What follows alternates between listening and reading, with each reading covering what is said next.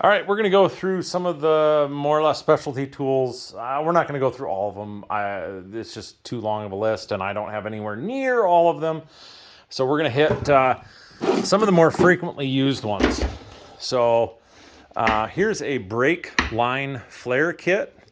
There's different brands like this. I recommend buying a higher quality kit that's got the dies.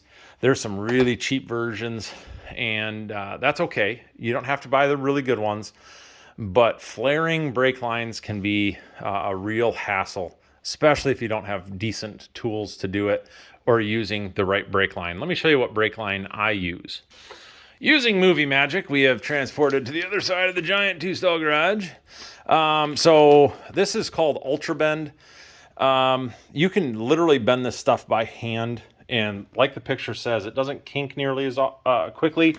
It flares much easier. It is just fantastic to work with versus the steel lines. Doesn't rot out like the steel lines. Bends easier. It's fantastic. I find no downside other than it does cost a few shekels more. All right, here we've got a power steering pump pulley puller. There's a mouthful for you. This is a newer set that I have. Again, I think I upgraded to a little bit more complete set and gave away my old one. I won't go through how this works. There's plenty of YouTube videos on that, but very, very handy when you need it. All right, this is a kit. Do not skimp out on cost. Certainly does not have to be a snap-on. Get yourself a high quality tap and die set. Irwin, Snap-on, just get a name brand that's proper tool steel. You start breaking off taps, dies, it's not worth saving the money. Remember, the sweetness of low price never outweighs the bitterness of poor quality. Mac puller set. Few different varieties of pullers, from the standard 3-jaw puller to this style. Frankly, I've probably used just random bolts out of this kit as much as I've actually used the kit when I'm using other pullers or concocting different types of pulling scenarios. So I have used this kit a fair bit, but not necessarily the way Mac fully intended it originally all the time. All right, here's a set that was on my list to buy for a very long time, and I finally did, and I don't know that I've used it much. But this is a rear disc brake compression tool. When you get the newer cars, or even some of the older ones with rear disc brakes that have mechanical emergency brake or parking brake, when you squeeze in the caliper, you don't just use a standard C-clamp, because it actually, as it squeezes, it needs to turn the piston in.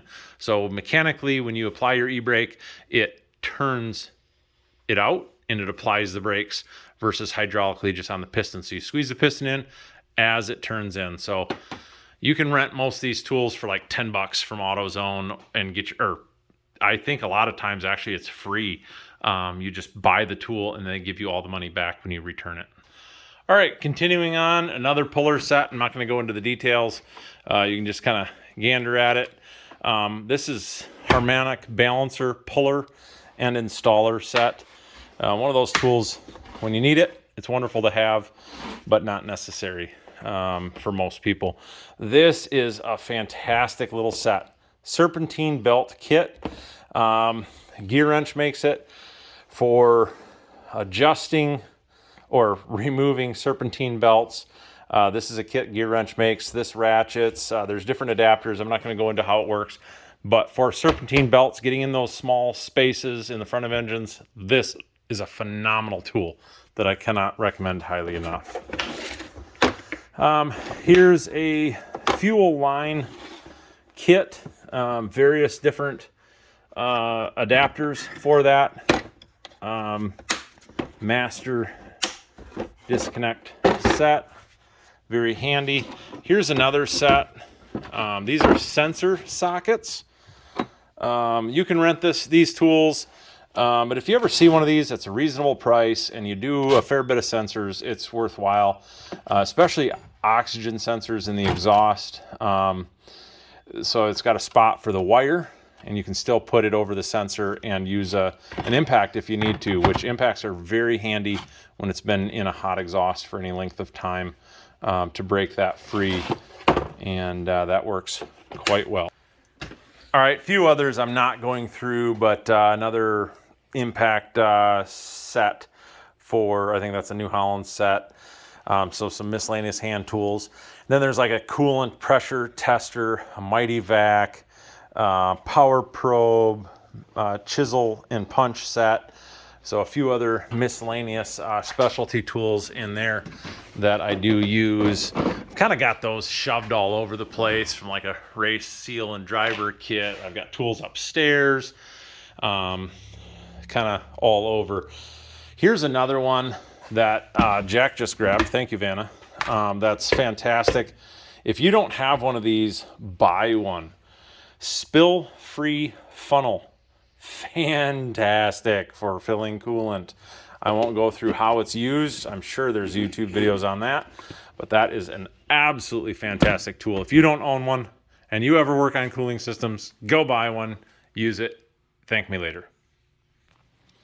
All right, a few other tools just in a random drawer here, from little tiny stubby, really short drill bits that are super handy in the right situation, to piston ring compressors, 3-jaw puller, cylinder leak test kit, remote trigger, yeah, a few other miscellaneous things in here. I think I've got a scope that hooks up to my smartphone, centering punches, just a few miscellaneous items in there as well.